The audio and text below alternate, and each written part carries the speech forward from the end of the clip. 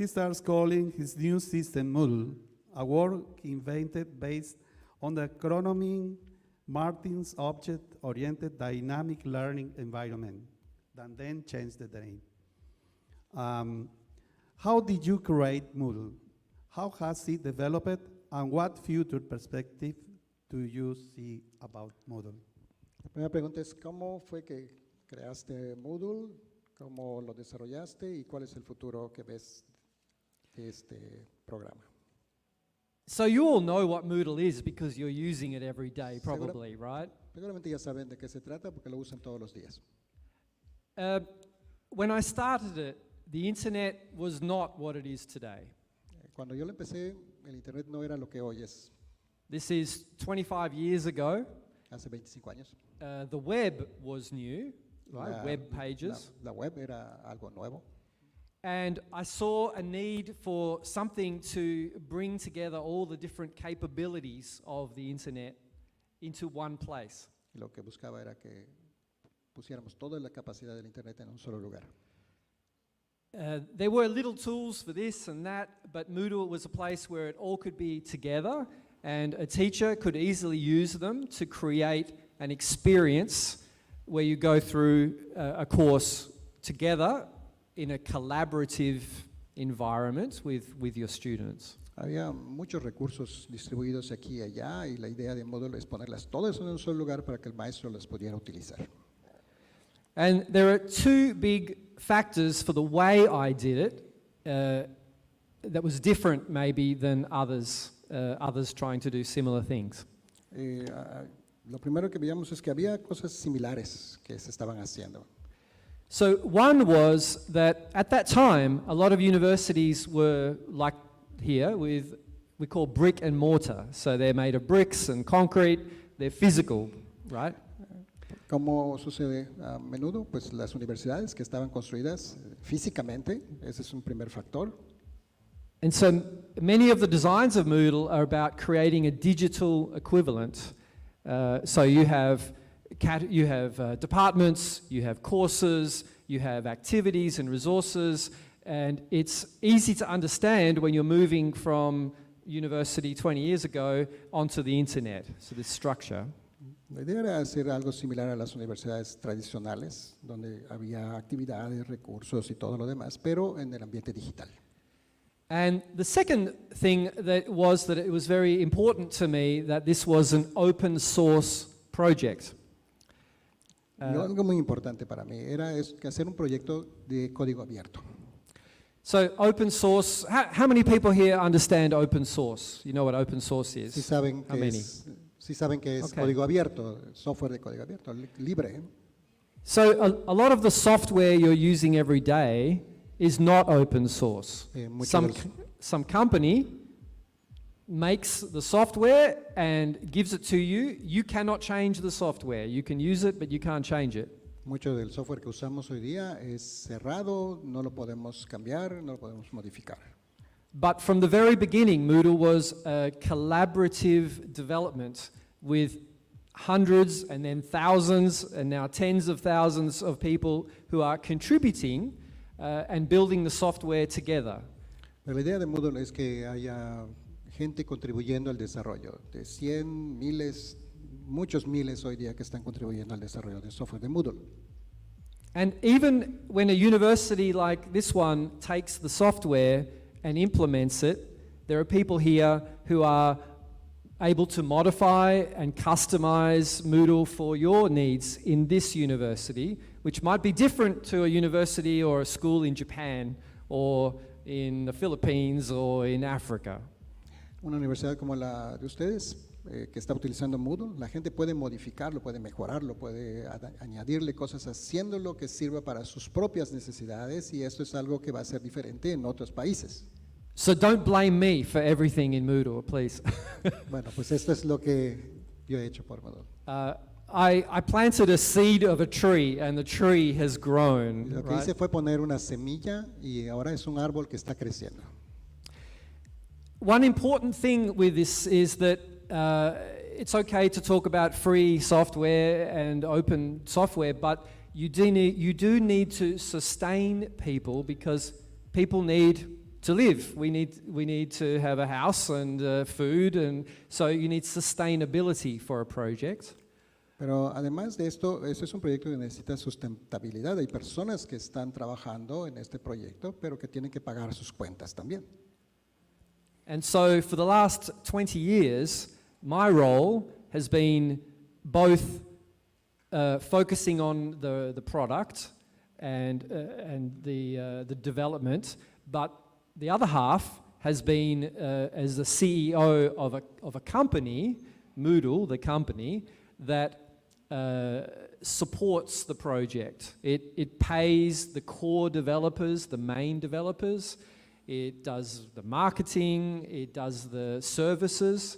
So many people will pay for services to have help with their Moodle and so on. So this is the sustainability of the open source project.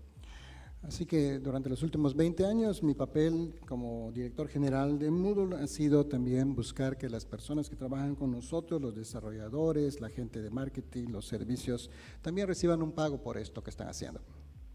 And I'll finish on this bit soon, but to me this is very, very important because mostly what you're going to be hearing in your life is already a very US style. And the US style is you build the company to make money first, and then you make products. It's kind of the other way around, right? You have venture capitalists and you have investors who are thinking about the money. The company structure is first, and they make products. And they might even make different products, but the company is first. So it's the other way around. Seguramente ustedes sabrán que muchas compañías hacen el software y lo venden, quieren hacer negocio, quieren hacer mucho dinero, pero para nosotros es algo diferente. And for education in particular, I believe that is the wrong way. The way Moodle does it, I think, is the right way to support education. Because education is a living thing. It's a collaborative thing. It's an academic thing. Yeah? Para nosotros no es tanto el interés en el dinero, sino en la educación. La educación es algo colaborativo, es algo vivo, algo que requiere de la intervención de todos nosotros. It doesn't make sense to build the education of our next generation on some product that some company may disappear or raise the prices times 10 or whatever, right? There are many risks with commercial proprietary infrastructure. Yeah. Para nosotros no es lo importante, para nosotros es la educación y no creemos que sea correcto que se hagan productos, que se vendan y que se aumenten los precios constantemente. And I believe this model works for many other areas as well. The idea of building things in the open and sharing, collaborating, loving each other as human beings, this is what we can be good at, and many things can be built this way. Muchas cosas se pueden construir cuando colaboramos entre todos nosotros, cuando nos amamos a nosotros. Creo que esa es la manera correcta de compartir. In fact, if you look at the internet, 90% probably of the internet is also open source. You just don't see it because there'll be some company on top, like say, I don't know, Facebook or Google or Apple. They look like they're running the internet, but they're not. They're just on top. They're controlling, they build an interface. They build services and interfaces on top. But if you look in their data centers, if you look at what their software is made of, it's layers and layers of open source that was free software. Yeah? El 90% del internet y los servicios que nosotros usamos en realidad es de código abierto, libre. So, enough about that, but did you want me to talk about the whole future of Moodle as well? Did you actually say that? Ya estamos hablando del futuro también un poquito de eso. Let's give time to Yeah. questions. Okay, sure. ¿Tiene alguna pregunta? ¿Una pregunta? preguntas? No sé si alguien puede ayudarnos con pasar para papel o si alguien hay un micrófono. Ahí viene, hay un micrófono si alguien quisiera adelantar. Mientras nos traen preguntas, let me to you know that Autonomous University of Yucatan, WADI, at the beginning tried to use WebCT and Blackboard, but at the end decided to work with Moodle. So Moodle is the base of WADI Virtual, that is our platform.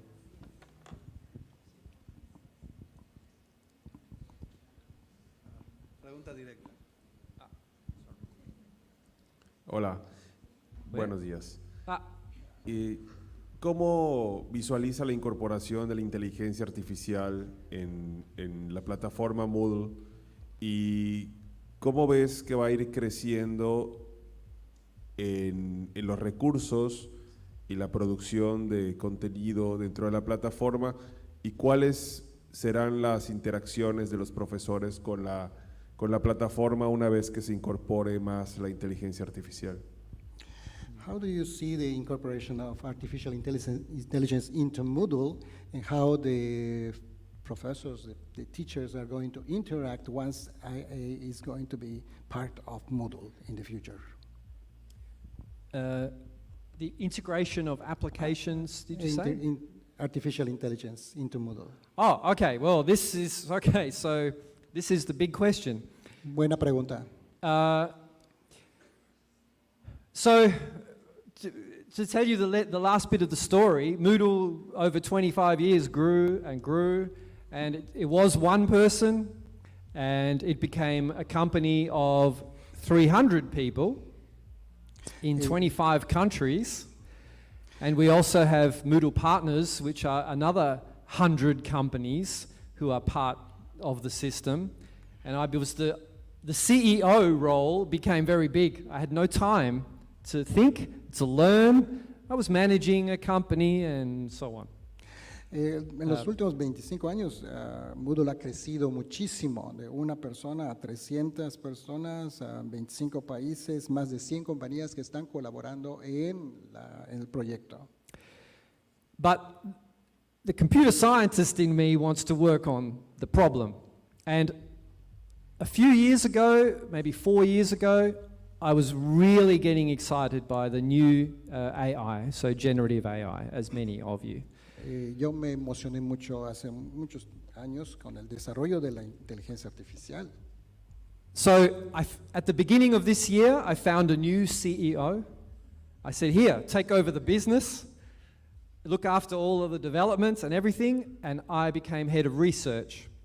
And so this year, all I'm doing is researching, probably 80-90% is AI, but also many other things, robots, augmented reality, biotech, astronomy, all the sciences, psychology, education, everything. And what I'm doing is thinking about the next 10 years, the next 20 years in an AI world and what that means as background. Hicimos un cambio para que las personas encargadas de lo que es la administración sean unos, y yo me voy a dedicar a la parte de investigación, así que estamos trabajando, 90% de mi tiempo ahorita se dedica a esta investigación y tiene que ver con robótica, con autonomía, con la inclusión de la inteligencia artificial, y eso es lo que vamos a hacer en los próximos 10 años. I can hear a techno dance party happening. So it's very common now for us to look at AI as a threat to the existing education system. You can cheat, you can have AI do your homework, you can have AI do these things, right? A veces se ve a la inteligencia artificial como una amenaza para la educación. This is actually not the problem. Education was already not, if that is a problem, education was already broken. Because pero no es un problema en realidad. Go ahead. it's okay, because if your course was designed that you could ask a friend to do your assignment for you, or if you could get it off someone else on the internet, you could already cheat, right? This was a badly designed course, right? Si tú diseñas un curso y tú lo montas y dejas que otros lo hagan, pues puede ser que tu curso esté bien o esté mal diseñado. Even though Moodle has an assignment module, If you rely on 2 or 3 assignments for the whole course, that is not a good way. You need to have lots and lots of micro assessments and engagement, and a lot of loops and a lot of feedback, and think more like mentoring, right? Tú puedes poner solamente 2 o 3 tareas en tu curso de Moodle y está bien, pero en realidad no está bien. Necesitarías toda una serie de herramientas que te permitan ir y venir y verificar y evaluar durante el curso. So for me, this is not a big issue. We should fix it anyway. Should have fixed it 10 years ago if that was an issue. The real issue is, why are we at university learning? Are we only here to learn jobs? Are we here to learn for work? En realidad ese no es el problema para mí, eso lo pudimos haber resuelto hace 10 años, pero en realidad la gran pregunta es ¿por qué estamos en la universidad? ¿Para qué estamos aprendiendo? ¿Qué estamos aprendiendo a hacer? Because the bigger impact of AI will be, if we don't do things right, it will be unemployment of 70%, 80%. El problema es que la inteligencia artificial pues, va a tener un impacto en todo lo que hacemos a futuro, en 80, 70%, no lo sé. In less than 10 years, En menos de probably 10 much años. less, you will be able to ask an AI to create a company and a factory to make something. En 10 años o menos, tú le vas a decir a la inteligencia artificial, crea algo, y lo va a hacer. All the administration will be done in software with AIs. All the physical stuff will be done by robots. You'll have robots mining, you'll have robots working in factories, these are humanoid robots. They can replace people who are serving you in restaurants. They can replace people who are fixing the roads. They can replace entertainers. They can replace a lot of things, right? Los robots van a reemplazar a las personas en muchos aspectos, en las fábricas, en los restaurantes, en las reparación de las calles, muchas cosas. And this will come quickly when it comes, because the price of one humanoid robot will be between $10,000 US to $20,000 US.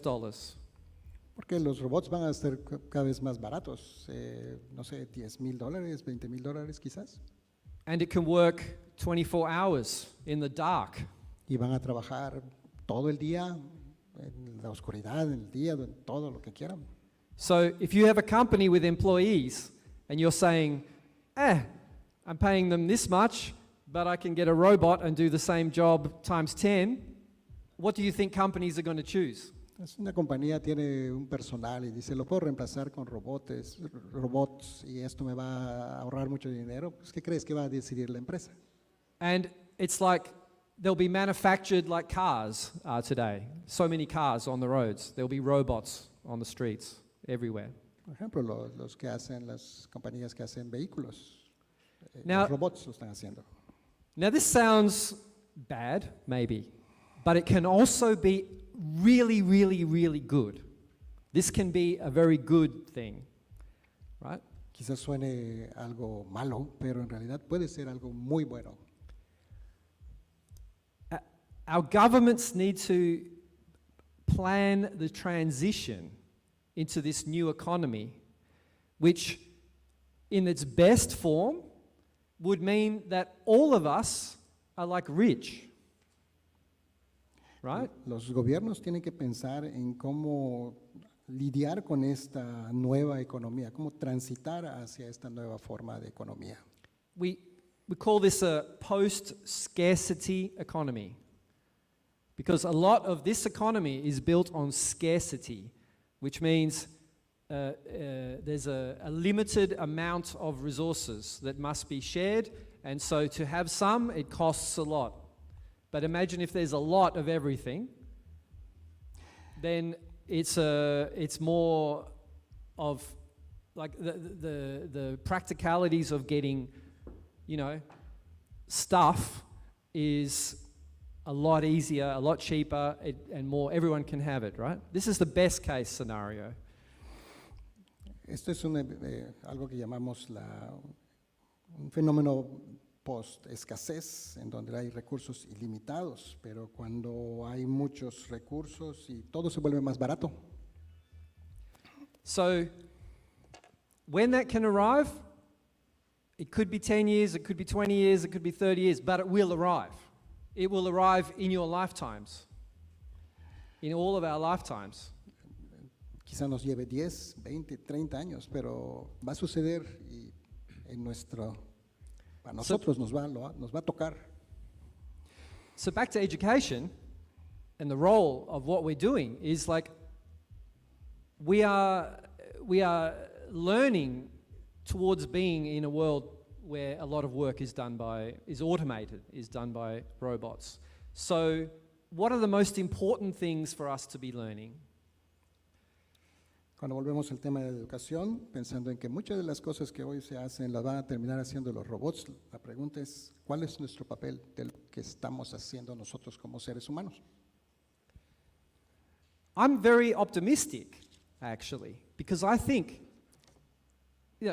today, this is most people's life.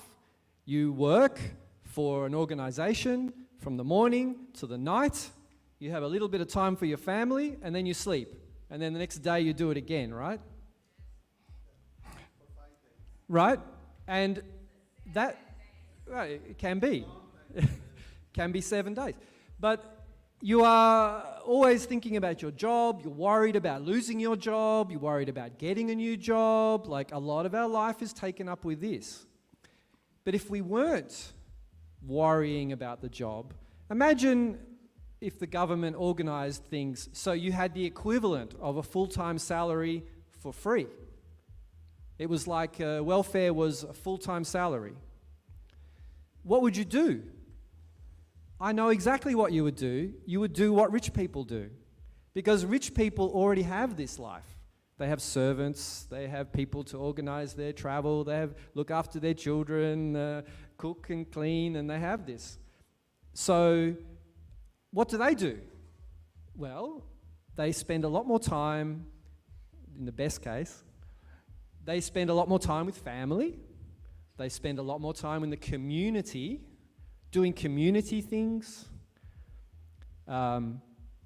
being part of the society.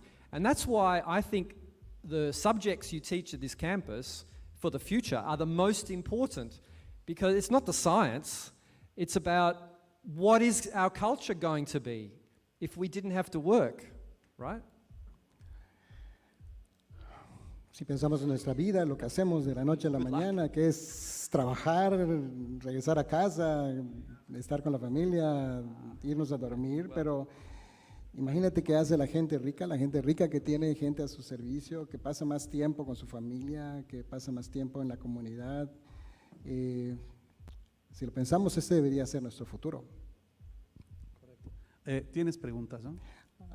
Sí, aquí hay 3. 3. Las 3 al mismo tiempo, a ver si... ¿Perdón? Try to integrate in one answer to these 3 questions, please. Yeah.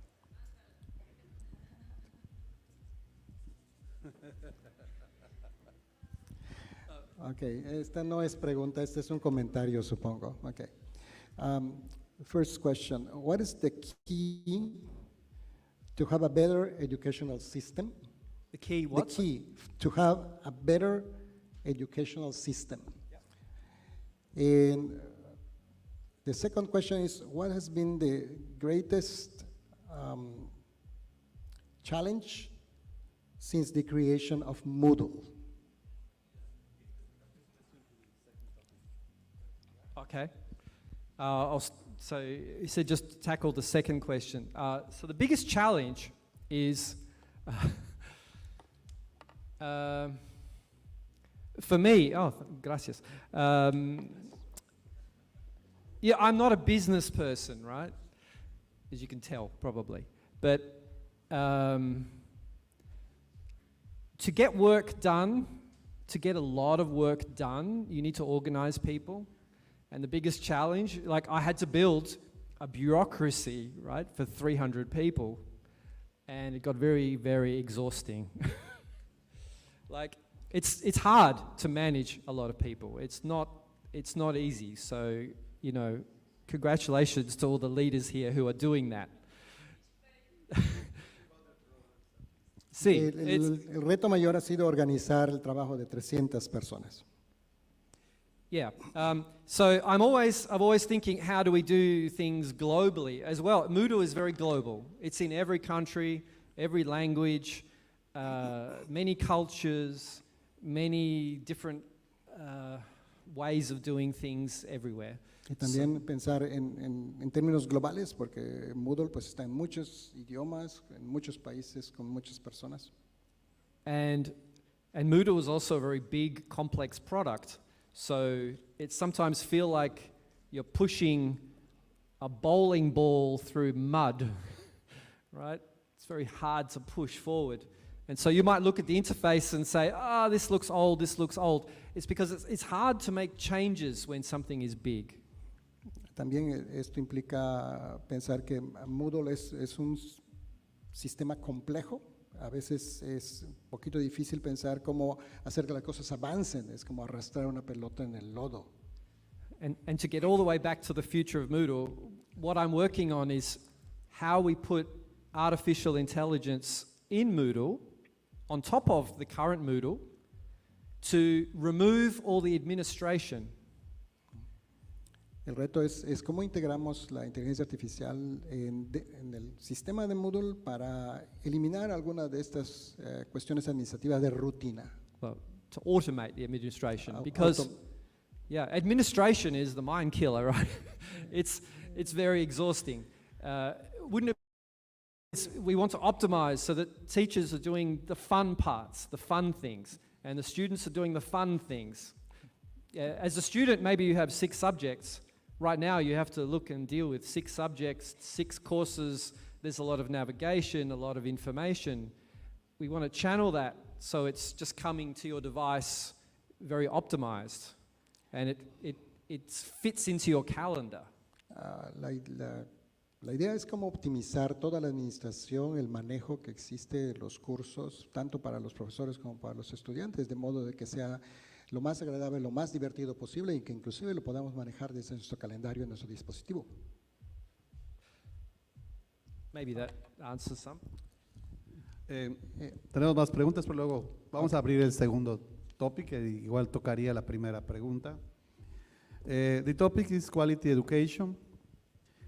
In words of Duyamas, one of the 17 Sustainable Development Goals is to ensure inclusive and equitable quality education and promote lifelong learning opportunities for all. In fact, it is the most important because without it, we cannot achieve any of the other 16 objectives. The future of education focuses on strengthening the development of open access educational tools and resources, as well as improvement and certification of the skills necessary for the use. The question is, in your opinion, what will be the future of education and teacher education for the next 10 years? And the first question, of course. See, so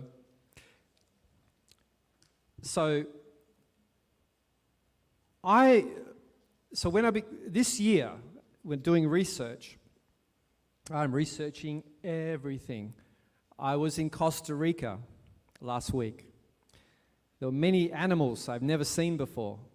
Every time I see a new animal, I'm like, what is its name? What is its history? I want to know. I want to learn about the world. So there are 2 types of learning. One is this, I call it, feed learning. So you're learning based on a little feed of information. And one of those feeds is your eyes. What are you looking at? What are you seeing?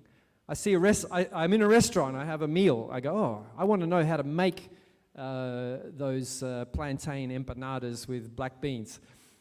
And So I look up the recipe, right? And we use search engines, and now I just use AI. I use, mostly, if you want to know, I use perplexity.ai. Give it a try. Yeah. Bueno, este año estamos investigando todo. Por ejemplo, cuando estuve en Costa Rica, veía yo algo y preguntaba cómo se llama. Esa es una manera de conocer, de aprender. Cuando tú ves algo y haces preguntas, por ejemplo, si veo una comida y quiero saber cómo se hace, pues puedo buscar la receta. Entonces me voy a mi dispositivo, uso la inteligencia artificial y encuentro la receta. And I think we are all doing this. I hope you're doing this. This is part of lifelong learning, just learning about things. And maybe you follow someone on YouTube or the blogger or some scientist or someone who you find is an interesting person and you want to follow them. That's another feed, right? Your feed of information from this person, another feed-based learning thing. Esa es la manera en que aprendemos y aprendemos toda nuestra vida. Si queremos ver algo, por ejemplo, si usamos YouTube o algún otro blog por allá o queremos aprender de una persona, tenemos esa información y la vamos siguiendo. But you cannot learn everything this way, or it takes a long time. I would not trust a doctor who learned off YouTube. I would not trust someone to build a bridge who learned off the internet. I would not trust a psychologist to analyze my brain or my family's brain who who learned by just reading random stuff, right? Pero no todo en la vida se puede aprender de YouTube. Yo no le confiaría a un doctor, un ingeniero, un arquitecto que haya dicho que haya aprendido todo lo que hace desde YouTube. Nor is it very interesting to try and learn a lot of important things with AI. Lo mismo es que querer aprender de todo utilizando la inteligencia artificial. It seems like it might be, but if you actually try it, it's not fun. It's not interesting. It's just like reading off the internet, really, right? Así que si tú lo has intentado aprender algo directamente de la inteligencia artificial, te vas a dar cuenta de que no es tan sencillo, tan directo. Es como leer cosas directamente del internet. So I believe there is this second part of learning that is still very relevant, and it's what happens at university, which is learning whole subjects or whole skills in a structured way with a teacher, with a group of other students who are also learning the same thing. And I think this will still be relevant for many, many, many, many years. Y la otra manera de aprender el camino de aprender es desarrollar toda una serie de habilidades de manera estructurada en la escuela, con los maestros, con los compañeros, así como se ha hecho también hace muchos años. Because even though technology is changing, the brains are not changing, and human beings, we're not changing so much. And a good example is Spanish. I have been trying to learn Spanish for maybe 10 years. One word, one phrase, one word. It goes in here, it goes out there sometimes. I need a course. I need to take a course. That's the way to get started, to learn very intensively, to get the background and learn the language properly, solid as a core. And then I can have feeds to build on top. La tecnología ha cambiado, pero nuestro cerebro no. Un ejemplo es como aprender un idioma. Yo he querido aprender español, pero necesito un curso para aprender español. So, I think universities will remain relevant, except people might come to them for different reasons in the future. Not so much to learn a job, to work, to live, but because of their personal desire to become good at something, really good, like an intensive learning period. Las universidades seguirán un factor muy importante. La gente va a ir a las universidades a aprender no solamente a cómo tener habilidades para un empleo. Ok, por cuestiones de tiempo voy a hacer pasar, de hecho ya hemos pasado al tercer tópico y damos tiempo ya luego a las preguntas. The last topic is the role of universities. During the COVID-19 pandemic, universities around the world face the challenge of maintaining academic continuity in a context of confinement and social distancing. In response to this crisis, educational institutions significantly increased their use of learning management platforms. These platforms, which enable distance learning through content delivery, activity management, and student assessment, became the core of virtual education. Given that Moodle has been instrumental in democratizing access to online education, how do you think universities can evolve to ensure high-quality education that is not only globally accessible, but also aligned with future labor market needs, or in general? Puesto que Moodle ha sido un sistema utilizado especialmente durante la pandemia, aquí la pregunta es cómo puede ser un instrumento para democratizar el acceso a la educación. So I think I've covered some of the things mostly that I'm thinking, but I will reiterate, for quality learning, and quality is a very interesting word. It is possible to pass a course and not really remember very much about it 6 months later, often. In many cases, I know because I used to do this when I was at university. I was a crammer. There's a word in English, cram, right? I would learn a lot, push it all in my head. I would do the exam. The exam was worth 60%. Poof, you pass the course. And then you do the next one, and the next one. And maybe you don't remember everything very much. Now, I see a lot of smiles from the students here because some of you are maybe doing this. But that's not quality learning, right? So quality learning is about being connected to the subject. Maybe you have a course and readings to do and stuff to do. You do this, that's easy. But you're looking on the internet, you're reading you're getting books from the library or from online, and you're following people in the field because you love the field. And so the university course is just the beginning. So to have that, there's two things there. To have the enthusiasm for the subject gives you quality. Why is this subject interesting to you? And remember, in the future, maybe you're not learning for a job. This is the main reason you're at university, because you're super interested in this subject. And the second thing is that the university needs to, as I said, break up these big assessments so it's not even possible to cheat. You're there, you're learning every day, you're being assessed every day, like little assessments. And with technology, we can do this. In the past, it was hard to assess everybody every day, because who can organize an exam every day? Who wants to do an exam every day? No. Oh, sorry, yeah, I get excited. Yeah, you get excited. Hablando del aprendizaje de calidad, ¿no? Tú puedes haber pasado el curso y no recuerdas lo que tomaste en el curso unos meses después. Es posible ponerse a estudiar una noche antes del examen, pasarlo con un 70 puntos y con eso es suficiente.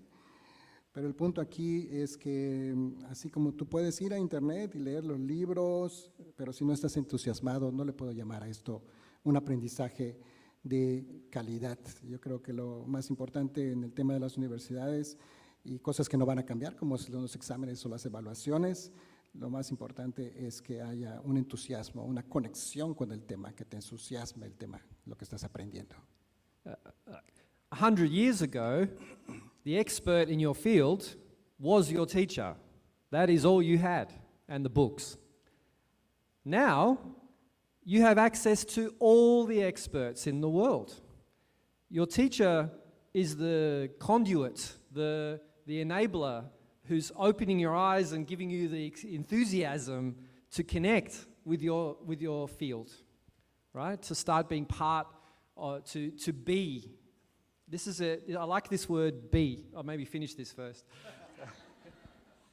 Okay, hace 100 años el experto era el maestro. Hoy tienes a través de internet un contacto con todos los expertos del mundo, quizás. Lo que hace el maestro hoy día es conectarte, entusiasmarte, animarte a esa conexión, a hacer.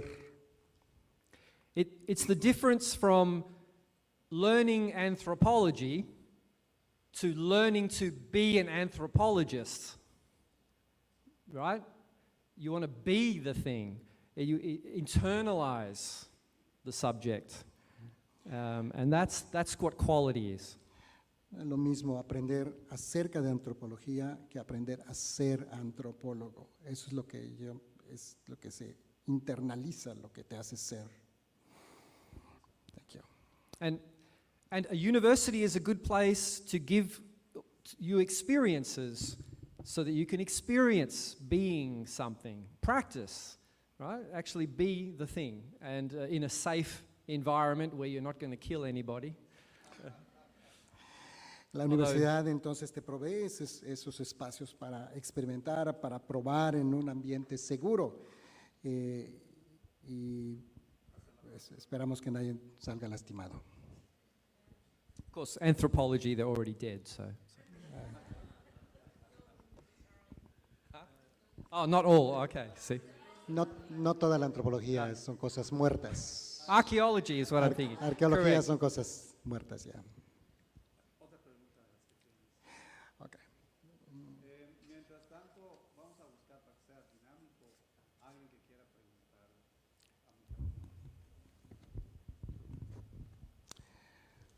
Question. What actions are being taken or in Moodle as a system in order to reduce the gap between quality and educational inequality in vulnerable communities, especially in people living in poverty? What do you suggest? Complementing that question is, what is thinking about Moodle in order to give opportunity to people with special needs to learn, such as not reading and other kind of students? Do you want to translate? Especially focused, I mean, complementing the question, it's not only for people in unfavorable, sorry, perdón, enfocando la pregunta a personas con capacidades especiales o So, I have never been trying to go direct to students. We go through universities, through others, because this is, unintentionally, there would always be some cultural imperialism, right? Which I don't want to be involved. Yo he trabajado más directamente con las instituciones educativas, no directamente con los estudiantes. On your question, however, that is a question of the tool. The tool enables accessibility because if you're doing things online, in text, in video, once it's digital, you can use technology to transform. And AI is very good at transforming information. Moodle, como yo lo veo, es una herramienta, es para facilitar el acceso cuando se transforma el video, el texto, y esto lo hace la inteligencia artificial muy bien, o sea, es una transformación de la información. So this is an example. Firstly, we have been many years focusing on accessibility, making sure that the interface works for the blind, and those basic things. But in the future, you can, and I use this example a lot, imagine this scenario. You have to read a long text, right? A paper. Well, it's okay. Sometimes you have to read things. So there's a long text you have to read. Maybe it's going to take you 20 minutes to read. Maybe stop there. Estamos hablando de accesibilidad y en Moodle lo hemos trabajado antes, sobre todo pensando, por ejemplo, en las personas disminuidas visuales o los ciegos, pero pensando en un escenario en donde tú tienes que leer un texto que es bastante largo. Now, you as a student, how many of you are students and also have a job? You work? Anyone? Ustedes como estudiantes, ¿cuántos de ustedes tienen, además de estudiar, tienen un trabajo? Levanten la mano. So you have a lot of you. So you have a busy job. You have a busy life. Están muy Yeah. ocupados. And you have seguramente. to, and one thing you have to, and one thing you have to do this week is read this thing, right? So AI can do this. It can know your calendar. It knows you're working here, you're with family here, maybe you're on a bus here, maybe you're riding your bicycle on a Sunday afternoon. Okay, it knows you have some time, and it says, it also knows you have to read this thing. So it says, why don't I transform the text into a podcast for you? So now it's a very interesting audio discussion with two people talking about about the text in a very easy to understand way, and you put your headphones on, and you go on your bicycle, and AI has organized that for you. So you get on your bike, it's ready for you, custom, personalized for you. And then you ride your bike and you listen to the text, and now you've read that text, yeah? Imaginemos que alguien tiene que leer, como ustedes, tienen que leer mucho texto y tienen también toda una serie de actividades, pero la inteligencia artificial sabe toda tu rutina, todo tu calendario, lo que tienes que hacer, y pensemos que te gusta salir en bicicleta un domingo por la tarde. Pues la inteligencia artificial puede tomar ese texto, convertirlo en un podcast, y tú te pones los audífonos y puedes escuchar ese texto y en forma de podcast o diálogo mientras estás en la bicicleta. And because you're interested in your subject, maybe you have some questions. So you talk to your AI, you're basically talking to your course. And you have some follow-up questions, and you have a discussion with your course. And all the materials that have been put in there are training for the AI to now talk with you about the subject. And this is transformation of content that we've never seen this level before. We can now do this with AI. So this is a very interesting example, I think, of the power of the future of accessibility, actually. Because all of us are blind sometimes. All of us are deaf sometimes, right? Maybe it's dark, or maybe it's a very noisy street, or maybe, lots of things. Maybe you're driving your car, so you can't look at the screen. So technology is very good at transforming it and making it what we need at this moment. Todos tenemos algunas deficiencias o limitaciones.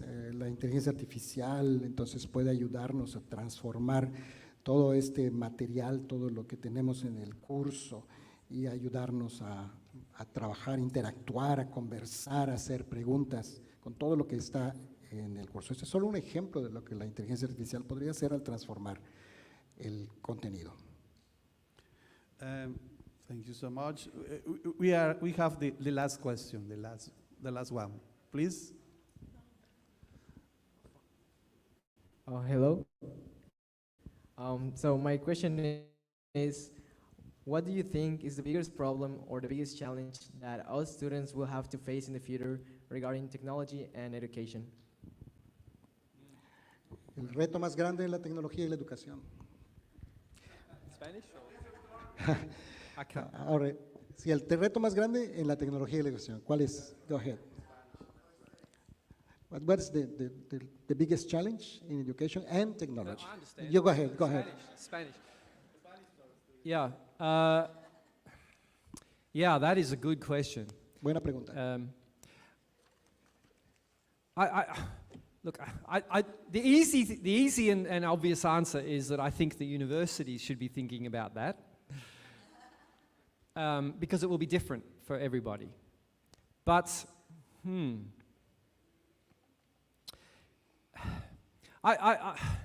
it's tied in with what I was saying in the beginning, maybe, about this dominant culture of commercialism,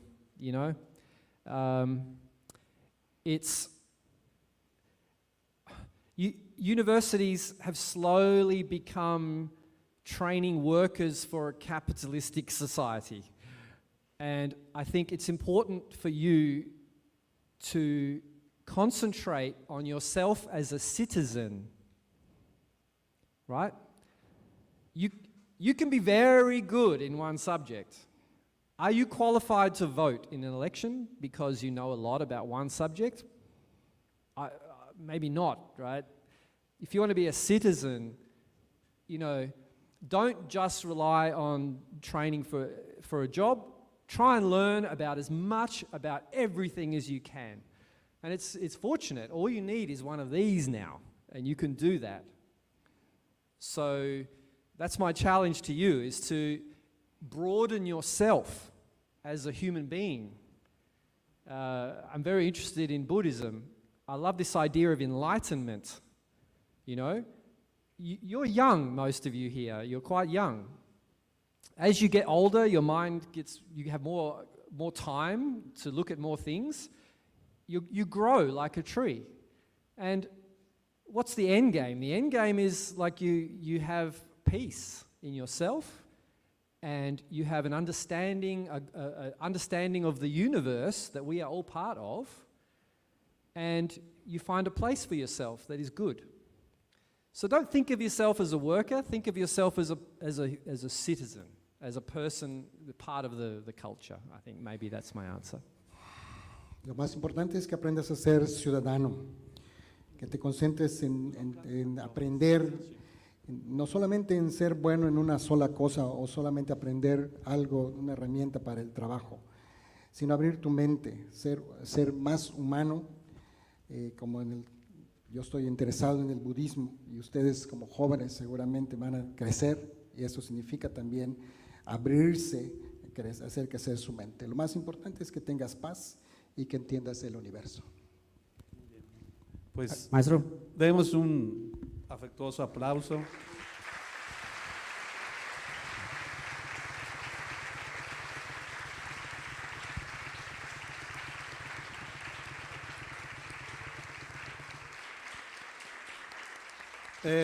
Honestamente, para un servidor, creo que me atrevo a decir que para todos o casi todos, pues podríamos estar todo el día y escuchándolo. Es un honor porque tiene mucha experiencia que nos ha compartido. For me, Esperamos volverlo a ver. Aquí we está hope su to casa. see you again. We hope to see you again. We can spend the whole day or hours talking to you, but It's our pleasure.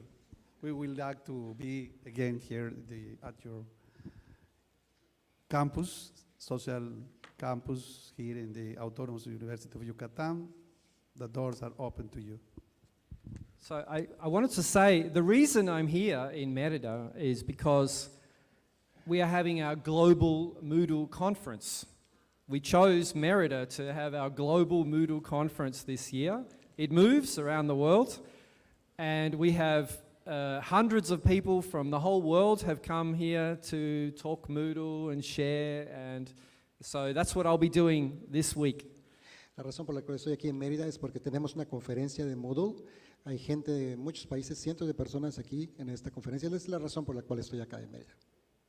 So I'm very pleased to start to know your town and this part of the world, and I'll definitely come back through this part of the Americas again soon, I'm sure. Estoy muy contento de estar en esta parte del mundo y compartir ese día con ustedes.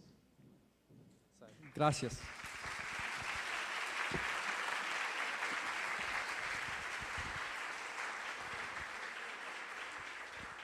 Martin, first of all, your constancia, please.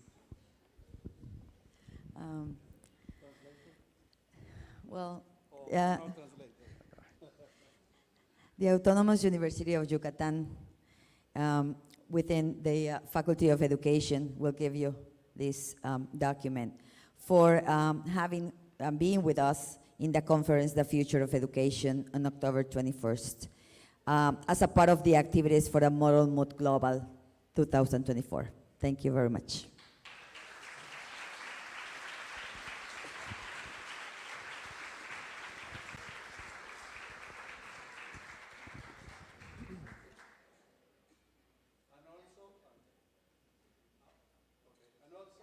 a gift, a present, in order that you remember the day to be here in the social campus. Why don't we come over here so we can have a picture? Yeah. It's a jaguar. Yeah. You can open, try it, the cap, The name and of the jaguar is Balam. It's Balam. The official